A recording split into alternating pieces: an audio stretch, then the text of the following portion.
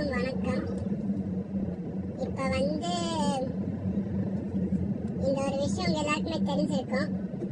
என்னன்னா இது எல்லா பெட்ரோல் கார் பைக் எல்லாத்தையும் முடிச்சு கட்டிட்டாங்களான்னு சொல்லி நீங்க நினைச்சிருப்பீங்கன்னு நினைக்கிறேன்.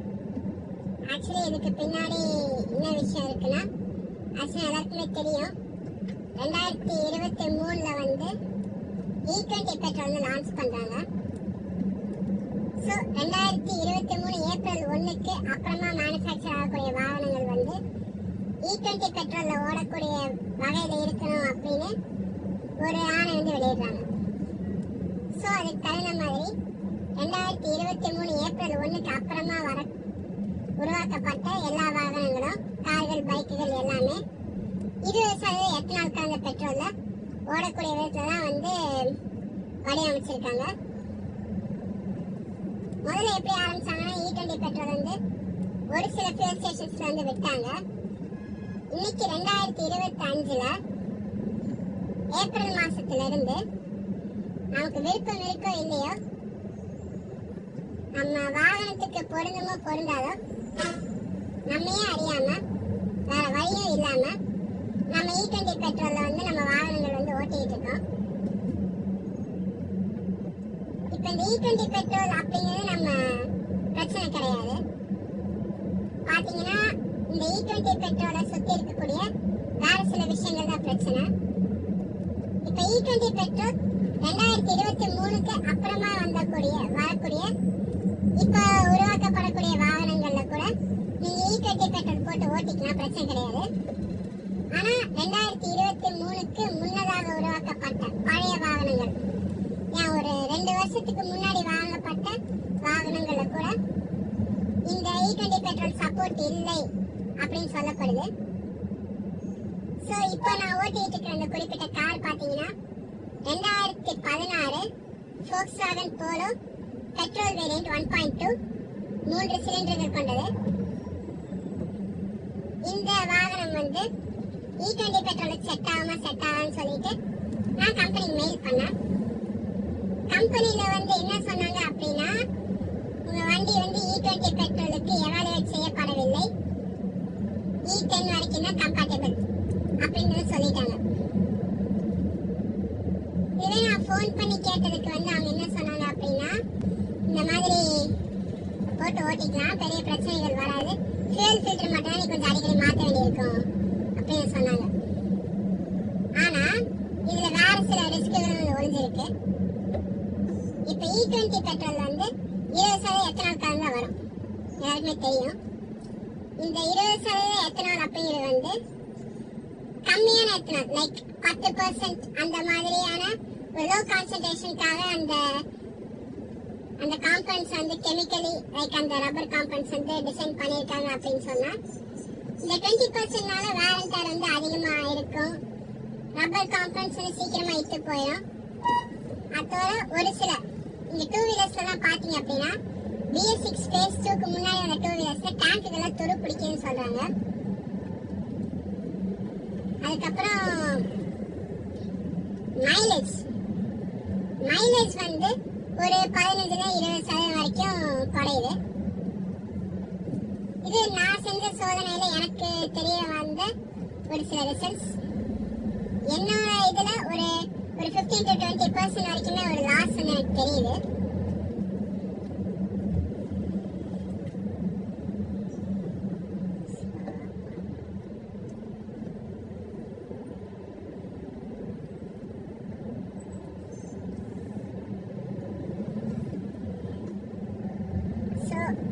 நான் பண்ண டெஸ்ட்ல பாத்தீங்கன்னா ஒரு 16% வரைக்குமே எனக்கு ஒரு லாஸ் தெரிஞ்சு, ஒரு அறிக்கையாவே நான் எழுதி வச்சிருக்கேன்.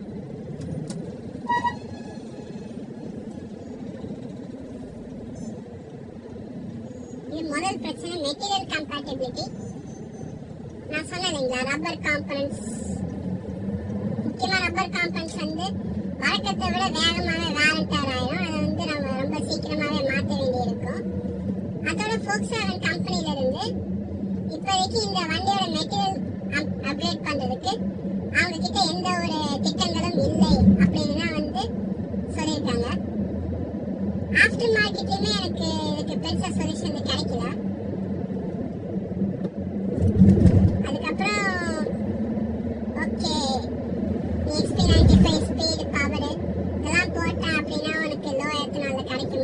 கேட்டீங்கன்னா கிடையாது. அதுவுமே வந்து 20% அப்படிங்கிற ஸ்டாண்டர்ட் பிளெண்ட் வந்து மேண்டேட்டரி பண்ணிட்டாங்க.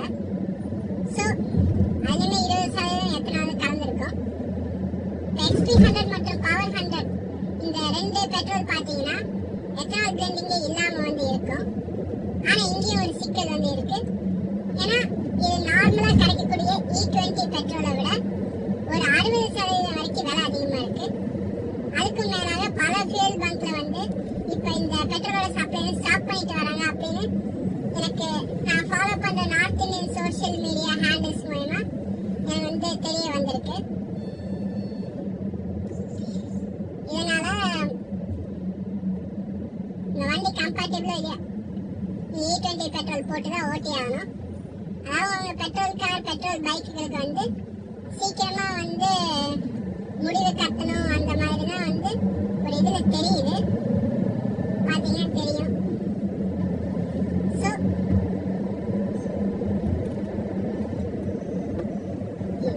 ஒருவேளை இப்ப என் வண்டி வந்து E20 கம்பேட்டபிள் வந்து இல்ல, இப்ப நான் என்ன பண்ணணும்? ஏன்னா இப்ப E20 ரோல் அவுட் பண்ணிருக்காங்கல்ல, அதுல வந்து அதுக்கு எதிராக போடப்பட்ட 2 பொதுநல வழக்குகள் PALs வந்து விசாரணை எல்லாமே தள்ளுபடி பண்ணிட்டாங்க. அதனால E20 பெட்ரோல் மட்டும் தான் இப்போதைக்கு கிடைக்க போகுது. இதுக்கப்புறமா வந்து E25 அதுக்கும் மேல போற ஒரு திட்டத்திலையும் வந்து இருக்காங்க. ஏன்னா அவங்க உருவாக்குற எத்தனால்ல வந்து கிட்டத்தட்ட ஒரு பாதி கிட்ட வந்து அவங்க கிட்டே இருக்கு. அதனால நீங்க எக்ஸ்ட்ரா பிளெண்டிங் பண்ணுங்க அப்படின்னு சொல்லி இவங்க வந்து ப்ரெஷர் போட்டுட்டு இருக்காங்க. இப்பவே 20% மேல ஏத்துன்னு சொல்லிட்டு. ஆனா அவங்க எல்லாருக்குமே தெரியும், இன்னைக்கு வரக்கூடிய புதிய வாகனங்கள் கூட 20% எத்தனால் மட்டும் தான் சப்போர்ட் பண்ணும். அதுக்கு மேல சப்போர்ட் பண்ணுமான்னு கேட்டா இல்ல, கண்டிப்பா பண்ணாது. சோ இன்னுமே மைலேஜ் லாஸ் இருக்கும், வாரண்ட் வந்து அதிகமா இருக்கும், அடிக்கடி சர்வீஸ் ஸ்டேஷன் போகணும், டிராவல்காக காசு கரியாக்கணும். அவ்வளோ கரியாக்கினாலும் உங்களுக்கு ஒரு நல்ல டிரைவிங் எக்ஸ்பீரியன்ஸ் கிடைக்காது. வண்டி அடிக்கடி ரிப்பேர் ஆகும். ரோடெல்லாம் பார்த்தீங்கன்னா குண்டு மணியமாக இருக்கு. ஒரு நிம்மதியாக கார் வச்சு ஓட்டணும் அப்படிங்கிற ஒரு கனவு இங்கே வந்து சதிக்கப்பட்டிருக்கு.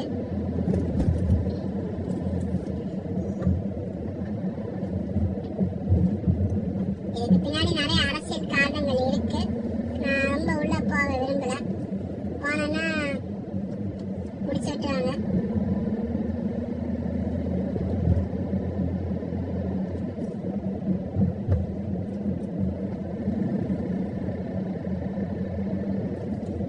ஸோ பார்த்தீங்கன்னா சமீப காலங்களில் என் காரில் அடிக்கடி இந்த செக் இன்ஜின் லைட் வந்து எரிஞ்சிட்டே இருக்கு.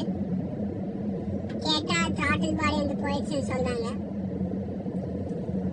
ஓகே, இதை ரீப்ளேஸ் பண்ணுறதுக்கு ஒரு ஹெவி அமௌண்ட் வந்து கேட்குறாங்க. இதை ரீப்ளேஸ் பண்ணிடலாம், பிரச்சனை கிடையாது.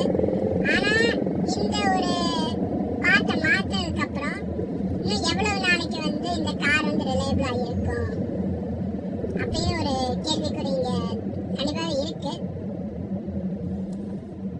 ஏன்னா ஏற்கனவே இந்த கார் வந்து E20 கம்பேட்டபிள் இல்லை. இப்போ E20 மட்டும்தான் எல்லா இடத்துலையும் கிடைக்குது. இதுக்கு எதிராக நீங்க நீதிமன்றத்துக்கு போனாலும் அவங்க எதுவும் பண்ண மாட்டாங்க. ஏன்னா இது வந்து ஒரு கிளைமேட் ஆக்டிவிட்டி அப்படின்னு சொல்லி இந்த E20ங்கிற விட வந்து அவங்க வந்து ஒரு சாய்ஸ் கொடுக்க மாட்டாங்க. பிரீமியம் பெட்ரோலையுமே அவங்க E20 மாத்திட்டாங்க. அதனால நமக்கு வந்து E10 அப்படிங்கிற ஒரு ஆப்ஷனே இப்போ இல்லை, ரிமூவ் பண்ணிட்டாங்க. இதனாலதான் பழைய கார்கள் வந்து சீக்கிரமா கெட்டு போகுது. சீக்கிரமா இந்த சென்ஸ் ஒரேடியே அவங்க வண்டியோட காலம் முடிஞ்சிருமான்னு கேட்டீங்கன்னா இல்ல. ஆனா அவங்க மெயின்டெனன்ஸ் செலவு அதிகமா இருக்கும், மைலேஜ் கொடுக்காது, வண்டி ஓட்டுறதுமே நல்லா இருக்காது. இப்படி இருக்கிற வண்டியை வந்து நீங்க எவ்வளவு நாள் வச்சிருப்பீங்க, தூக்கி போட்டு நீங்க வேற வாங்கி தானே ஆகணும். அந்த ஒரு ஈகோ சிஸ்டம் தான் இங்க நடக்குது. ஸோ இப்போ ஒரு புது கார் வாங்கணுமா அப்படின்னு கேட்டீங்கன்னா இப்போதைக்கு வாங்க வேணாம்.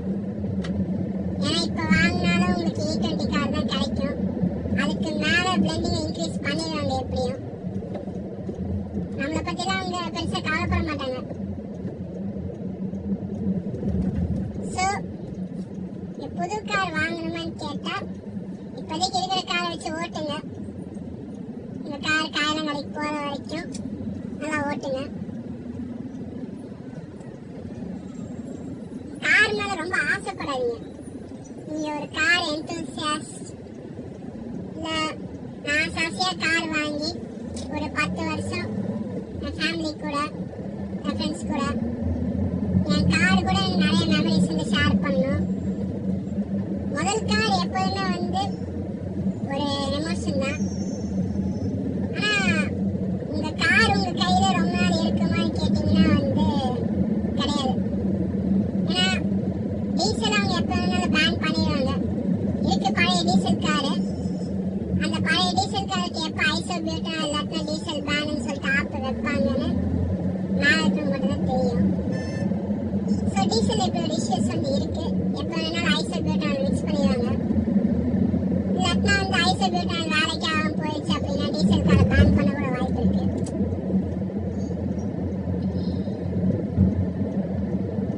பெட்ரோல் தெரியும். பெட்ரோலுக்கு எதிராக இப்போ பெட்ரோல் கார் பைக் வச்சிருக்கிறவங்களுக்கு பெருசா லாபிஸ் கிடையாது. எல்லாருமே மிடில் கிளாஸ் தான். அதனால இப்போ பெட்ரோல்ல வந்து இன்னும் இப்போ பெட்ரோல் அப்படிங்கிற ஒரு விஷயத்தை ரிமூவ் பண்ணிட்டு நீங்க ஃபுல் அண்ட் ஃபுல் எத்தனால் மட்டும்தான் போடணும் அப்படின்னு சொன்னா கூட எழுத்து கேள்வி கேட்க ஆள் கிடையாது. அப்படி ஒருத்தர் 2 பேர் கேட்டாலுமே அவங்க ஆன்டி நேஷனல் சொல்லிடுவாங்க. ஏன்னா இங்க நம்ம என்ன வாங்குறது மிகப்பெரிய இம்போர்ட் இல்லை. ரைட்.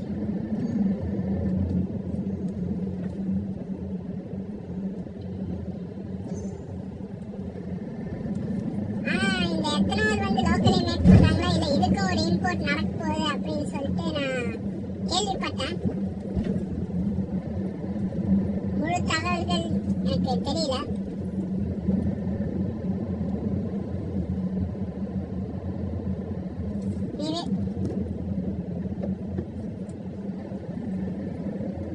இதுல என்னோட கருத்து என்ன அப்படின்னா கார்கள் மேல ரொம்ப ஆசைப்படாதீங்க. இப்ப வந்து மின்சார வாகனங்கள் வந்து ஃபியூச்சர்ல வந்து கண்டிப்பா வரப்போகுது. மின்சார வாகனங்கள் எப்படியுமே ஒரு பெட்ரோல் டீசல் கார் அளவுக்கு உங்களுக்கு அதிக நாள் உழைக்காது. நான் பேட்டரி போனாலே அந்த காரோட வேலை போன மாதிரி தான். இந்த கார்லாம் வந்து ஒரு 10 வருஷம் வச்சு ஓட்டின மாதிரி இதுக்கப்புறம் வரக்கூடிய தலைமுறையில வந்து கண்டிப்பா ஓட்ட முடியாது. இந்த கார் இப்ப கிட்டத்தட்ட 9 வருஷம் பழசாயிடுச்சு.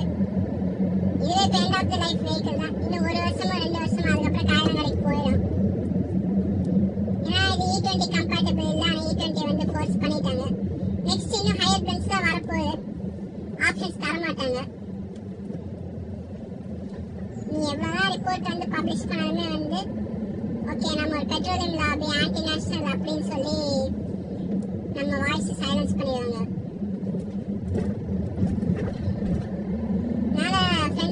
தயவு செஞ்சு கார் பைக் மேல ரொம்ப ஆசைப்படாதீங்க. அதெல்லாம் ஒரு எமோஷன் கிடையாது, வெறும் மெஷின் மட்டும்தான். நீங்க கோடி கோடியா காசு கொடுத்து வாங்கினாலுமே ஒரு நாள் பாலிசி மாத்தினாங்கன்னா எல்லாம் சோரி முடிஞ்சிடும். தயவு செஞ்சு இப்போதைக்கு கார் பைக் வாங்காதீங்க. முடிஞ்ச அளவுக்கு பப்ளிக் டிரான்ஸ்போர்ட்ல போங்க. உங்ககிட்ட ஏற்கனவே ஒரு கார் பைக் இருக்குன்னா ஓட்டையாள வரைக்கும் நல்லா ஓட்டுங்க. புதுசு மட்டும் இப்போதைக்கு வாங்கிடாதீங்க. ஏன்னா பாலிசி மாத்திட்டே இருக்காங்க.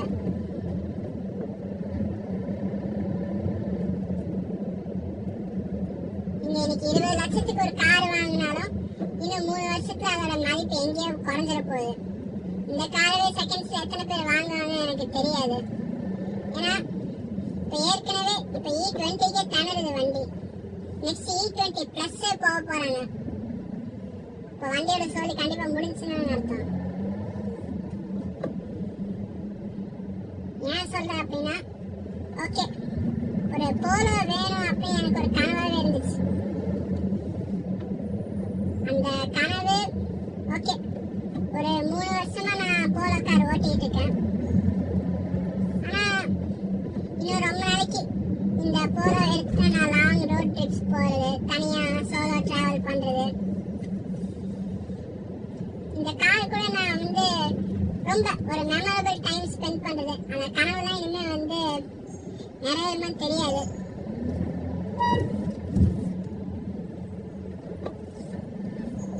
நான் பாலிசிஸ் மாறிட்டே இருக்கு.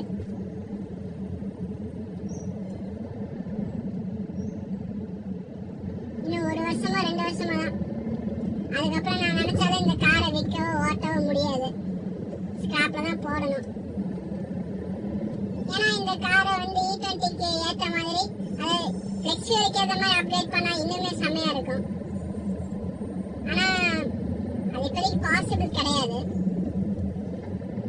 அதுக்குள்ள எத்தனை ரூல்ஸ் அண்ட் ரெகுலேஷன்ஸ் மாற்றுவாங்க நமக்கு தெரியாது. மேபி அடுத்த வருஷமே ஹையர் பிளண்ட்ஸ் வர வாய்ப்பு இருக்கு. ஏற்கனவே மைலேஜ் குறையுது, மீட்டர் ரீடிங் தப்பா இருக்கு.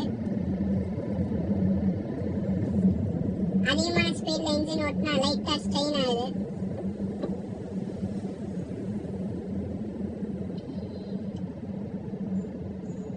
ஸோ 25% ஏத்துனாங்கன்னா வண்டி என்ன நிலைமையில இருக்குன்னு யோசிச்சு பாருங்க. ஒரு வெளிப்படைத்தன்மை இல்லை. ஏன்னா இப்ப E20 தான் நமக்கு ஒரே ஆப்ஷன். அதனால ஏற்கனவே இருந்த செப்பரேட் E20 ஸ்டிக்கர்ஸை ரிமூவ் பண்ண சொல்லிட்டாங்க. இப்ப கூட சென்னையில ஒரு அண்ணா வந்து பிளாக் பண்ணியிருந்தாரு. அவரோட கார் வந்து ஒரு கியா சானட். அவரோட கார் E20 கம்ப்ளைண்ட் இல்ல. ஏதோ ஒரு ரப்பர் கேஸ்கெட்ஸ் வந்து தேஞ்சு போய் engine oil coolant oil mix ஆகி இது E20 இஷ்யூவா இல்லையான்னு எனக்கு தெரியல. ஆனா சில யூசர்ஸ் போட்ட கமெண்ட்டுக்கு அப்புறம் தான் அவருக்கு வந்து E20 கம்பல்சரி பண்ணிட்டாங்கன்னு தெரிய வந்துச்சு. இதுல இன்னொரு விஷயம் என்னன்னா, இது ராங் ஃபியூல் மேனுவல் படி. இதை வந்து நீங்க ஃபில் பண்ணி இந்த வண்டி ஏதாச்சும் டேமேஜ் ஆச்சு அப்படின்னு சொன்னா உங்களுக்கு வாரண்டி ஆர் இன்சூரன்ஸ் கிளைம்ஸ் வந்து கிடையாது. இது யாருக்கு பிரச்சனைனா, இந்த 2020-21ல E20 கம்ப்ளைண்ட் இல்லாம ஒரு கார் வாங்கியிருக்கீங்க அப்படின்னு சொன்னா உங்களுக்கு வந்து பிரச்சனை. இப்ப யாரெல்லாம் வந்து இப்போதைக்கு பிரச்சனை இல்லாம இருக்காங்கன்னு பாத்தீங்கன்னா, பழைய கார்கள்ல வந்து ஹோண்டா 2009 வந்து E20க்கு தகுந்த மெட்டீரியல்ஸ் வந்து அவங்க கார்கள் வந்து யூஸ் பண்ணியிருக்காங்க. ஸோ அவங்க வந்து காம்பனன்ட்ஸ் எதுவும் ரீப்ளேஸ் பண்ணாம சேஃபா ஓட்டிக்க முடியும் அப்படின்னு சொல்லி கம்பெனில வந்து உறுதி கொடுத்துட்டாங்க. ஆனா அவங்களுக்கும் என்ன பிரச்சனை அப்படின்னா, இந்த 20% மைலேஜ் லாஸ் கண்டிப்பா இருக்கும். ஏன்னா BS3 BS4 கார்ஸ்ல இங்க பெருசா ஒரு மைலேஜ் எஃபிஷியன்ட்டா கொடுக்கணும் வித் ஹையர் எத்தனால் சொல்லிட்டு நீங்க எதிர்பார்க்க கூடாது. அவங்க மெட்டீரியல் கம்பேட்டபிளா சொல்லியிருக்காங்களே தவிர ஃபுல் கம்ப்ளைண்ட் சொல்லல. அட்லீஸ்ட் அந்த மாதிரி ஒரு விஷயமாச்சும் ஹோண்டா பண்ணியிருக்காங்க. நெக்ஸ்ட் பாத்தீங்கன்னா மாருதி சுசுகியை பொறுத்த வரைக்கும் 15 வருஷத்துக்குள்ளார வாங்கின கார்களுக்கு வந்து E20 மெட்டீரியல் அப்கிரேட் கிட் வந்து கொடுக்குறோம் அப்படின்னு வந்து ஒரு அறிவிப்பு கொடுத்தாங்க. ஆனா இன்னும் ஒரு கிட் கூட விடல. நான் அக்கம் பக்கத்துல கேட்டு பார்த்துட்டேன். இது வரைக்கும் அவங்க அதெல்லாம் கொடுக்கல. இது மாருதி சுசுகியோட கதை. Volkswagen ஒரு நல்ல செய்தி, ஒரு கெட்ட செய்தி என்னன்னா, உங்க கார் 2020க்கு அப்புறமா மேனுஃபேக்சர் ஆயிருச்சுன்னு சொன்னா மெட்டீரியல் கம்பேட்டபிள் வித் E20. இதுவே அதுக்கு முன்னாடி மேனுஃபேக்சர் ஆயிருச்சு அப்படின்னா அந்த கம்பேட்டபிள் கிடையாது. அதோட இந்த வண்டிக்கு அப்கிரேட் பிளான்ஸ் கொடுக்குற ஒரு இதுவும் அவங்க கிட்ட இல்ல. ஸோ இந்த வண்டி ஓட்டாத வரைக்கும் அப்படியே ஓட்ட வேண்டியதுதான். ஓகே, இப்போதைக்கு எக்ஸ்பீரியன்ஸ் லைட்டா போட்டு ஓட்டினாலுமே வந்து ஒரு நாள் அதுவும் நமக்கு கிடைக்காம போயிடும். E20 இம்ப்ளிமெண்டேஷனுக்கு அப்புறம் நிறைய இடங்கள்ல XP100 பெட்ரோலை வந்து சப்ளை பண்றதை ஸ்டாப் பண்ணிட்டு வராங்க. அதோட ஒரு பழைய காரை மெயின்டைன் பண்றதுக்கு காஸ்ட்லி பெட்ரோல் போடுறது வர்த்தான்னு கேட்டீங்கன்னா அதுவுமே ஒரு கேள்விக்குறியா. இந்த காரோட ரீசேல் வேல்யூ ரொம்ப இறங்கி இருக்குன்னு எனக்கு தோணுது. இந்த கார் எவ்வளவு நல்ல கண்டிஷன்ல இருந்தாலுமே ஆக்சிடென்ட் ஆயிடுச்சு இல்லைங்களா. ஏன்னா இந்த காருக்கான கரெக்ட் ஃபியூல் இனிமே உங்களுக்கு கிடைக்க போறது இல்லை. இன்னைக்கு E20 நாளைக்கு E30.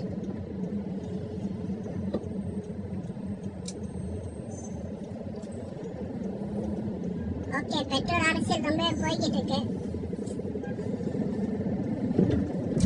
நமக்கு எழுத்து கேட்கறதுக்கு எந்த ஒரு சக்தியும் இல்லை. இதுக்கு ஒரே சொல்யூஷன் என்ன அப்படின்னா, முடிஞ்ச அளவுக்கு பப்ளிக் டிரான்ஸ்போர்ட்ல போங்க. எவ்வளவு காசு பரவாயில்ல இப்போதைக்கு. இல்ல உங்ககிட்ட ஏற்கனவே ஒரு கார் இருக்குன்னு சொன்னா அது ஓட்டையார் வரைக்கும் ஓட்டுங்க. ஓட்டையார் எப்படி தூக்கி போட்டுருங்க. இப்போதைக்கு இருக்கிற E20 கம்ப்ளைண்ட் கார்ஸ் வந்து வாங்குறத முடிஞ்ச அளவுக்கு தவிர்த்துருங்க. அது ஹை பட்ஜெட்ல போய் நீங்க ஒரு 15 லட்சம் ஆசையா வந்து ஒரு செடான் ஓட்டணும் என் கனவு, ஒரு கிராஸ் ஓவர் ஓட்டணும் என் கனவுன்னு சொல்லி அந்த கனவுங்கிற ஒரு இதுல போய் விழுந்துடாதீங்க.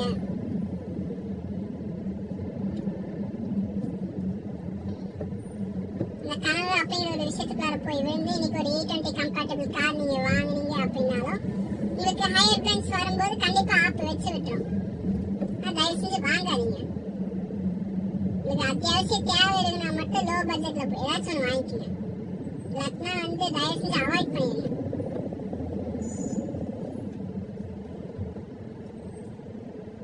ரெண்டாயிரத்தி 22ல ஒரு E10 கம்ப்ளைண்ட் காரை வாங்கி இன்னைக்கு E10 பெட்ரோல் கிடைக்காம E20 மட்டும்தான் கிடைக்குது. அதனால இந்த கஷ்டம் உங்களுக்கு நிறைய பேருக்கு தெரிஞ்சிருக்கும். இந்த E20ல இருந்து நம்ம கத்துக்கிட்ட பாடம் என்ன அப்படின்னா, நம்ம கிட்ட எல்லாமே இருக்குன்னு சொல்லி நம்ம சந்தோஷப்படக்கூடாது. ஏன்னா நமக்கு மேல கண்டிப்பா யாராச்சும் ஒருத்தவங்க இருப்பாங்க. ஒரு சக்தி வாய்ந்தவங்க நமக்கு மேல கண்டிப்பா யாராச்சும் இருப்பாங்க. அவங்க நம்மள பொம்மை மாதிரி ஆட்டி வச்சுட்டு இருப்பாங்க. அவங்க வச்சதுதான் சட்டம், அவங்க சொன்னதுதான் நியாயம். நீங்க E20 கம்பேட்டபிள் கார் வச்சிருந்தாலுமே நீங்க ரொம்ப பெருமைப்பட்டுக்க வேணாம். இன்னைக்கு நீங்க லாம்போ ரோல்ஸ் ராய்ஸே வச்சிருந்தாலும் அது E20 கம்ப்ளைண்ட் இல்லை அப்படின்னா வந்து காலங்கள் கன்ஃபார்ம்.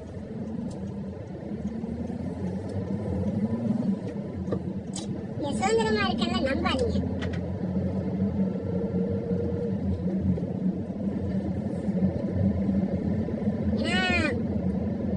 இம்ப்ளிமெண்டேஷன் தான் பண்ணியிருக்காங்க.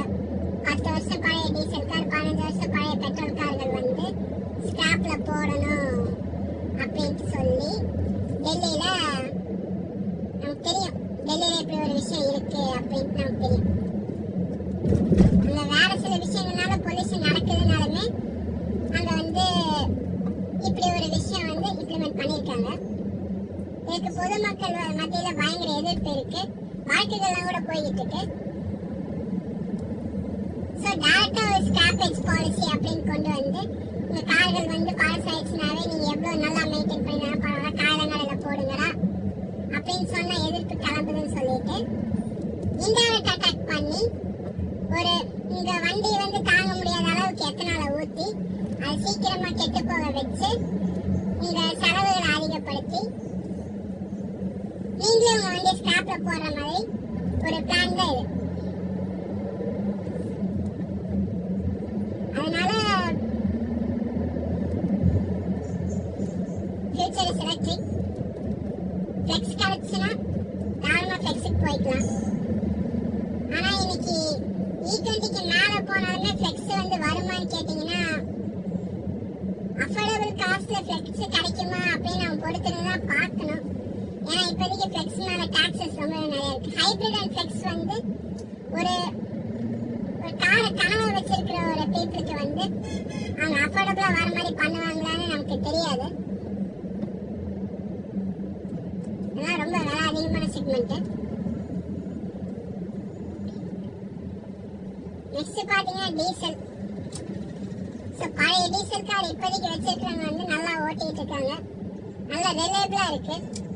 அதுவும் Toyota, Honda, Fiat, Maruti Suzuki அந்த ஃபியட்டோட டீசல் இன்ஜின்ஸ் வந்து BS4 and அதுக்கு முந்தின கார்கள் வந்து பயன்படுத்தி இருக்காங்க. இது டீசலோட ஸ்டோரி. ஆனா டீசலுக்கு 2 பிரச்சனை இருக்கு. டீசல் பேன் அண்ட் ஐசோபியூட்டனால். புது டீசல் கார்கள் வந்து என்ன மாதிரி ஆளுங்களுக்கு சிட்டிக்குள்ள அதிகமா ஓட்டுவேன். நாங்க அதிகமா ஹைவேஸ் போறது கிடையாது. ஸோ இந்த மாதிரி சிட்டி லிமிட்ஸ் டிராஃபிக்ல நம்ம வந்து ஒரு டீசல் கார்கள் வந்து புது டீசல் கார்கள் ஓட்டுறோம் அப்படின்னு சொன்னா நமக்கு டீசல் டிபிஎஃப் இஷ்யூஸ் வந்து வர வாய்ப்புகள் வந்து இருக்கு. டிபிஎஃப் இஷ்யூஸ் வந்தா பெரிய செலவு வைக்கும். தெரியும் எத்தனை பேர் வந்து டிபிஎஃப்னால கஷ்டப்படுறாங்க அப்படின்னு சொல்லி. நிறைய கம்பெனிஸ் வந்து இந்த பேசிக்ஸ் நாம்ஸ்க்கு அந்த மாதிரி டீசல் வண்டி அப்டேட் பண்ண முடியாம டீசல் இன்ஜின் உற்பத்தியை மொத்தமாக ஸ்டாப் பண்ணிட்டாங்க. Volkswagen, Honda, Fiat, Maruti Suzuki stop பண்ணிட்டாங்க. 2019 அவங்களுடைய சொந்த டீசல் இன்ஜினை லான்ச் பண்ணாங்க. அது 2020 ஸ்டாப் பண்ணிட்டாங்க. வை பேசிக்ஸ் பல diesel cars அழிஞ்சிருச்சு.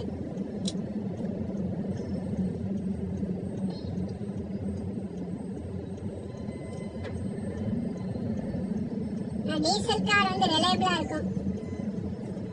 So reliability ஈகோசிஸ்டம்க்கு diesel car வந்து ஒரு நல்ல டீசல் கார் ஒரு இனோவா மாதிரி இல்லை ஒரு ஹாண்டா சிட்டி டீசல் மாதிரி நீங்கள் வச்சிருந்தீங்கன்னு சொன்னால் அவ்வளோ சீக்கிரம் நீங்கள் கார் மாற்ற மாட்டீங்க. அந்த காரே வந்து ஆல்மோஸ்ட் உங்களுக்கு வருஷக்கணக்காக உழைச்சிட்டு இருக்கும். என்ன இவ்வளோ ரிலையபிளாக நீங்கள் ஒரு கார் வச்சிருக்கீங்கன்னு சொன்னால் நீங்கள் மாற்ற மாட்டீங்களா? ஸோ டீசலுக்கு ஆப்பு வைக்கணும். இன்னைக்கு பெட்ரோல் ரிலையபிள் பண்ணிட்டாங்க. ஸோ பெட்ரோலுக்கு எத்தனை ஊற்றி ஆப்பு வைக்கணும்?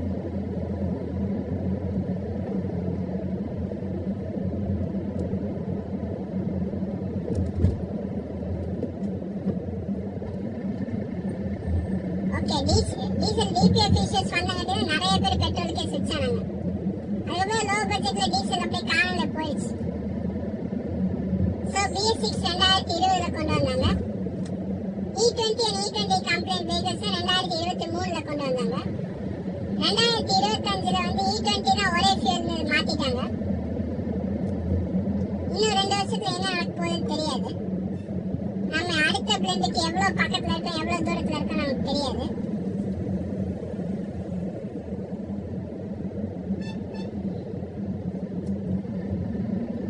முன்னாடி பாத்தீங்கன்னா தெரியும் இந்த I20 இது E20 கம்ப்ளைண்டா இல்லையா? எனக்கு தெரிஞ்சு இருக்காது.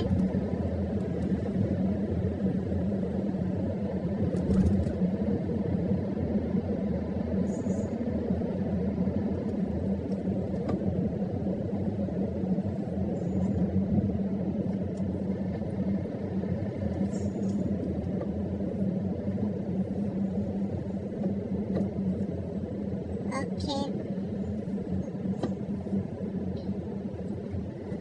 ராண்ட நீங்க பொறுமையா கவனிச்சதுக்கு நன்றிகள் தெரிவிச்சுக்கிறேன். முடிஞ்சா வேற ஏதாச்சும் அப்டேட்டோட எல்லாரையும் சந்திக்கிறேன். Until next time.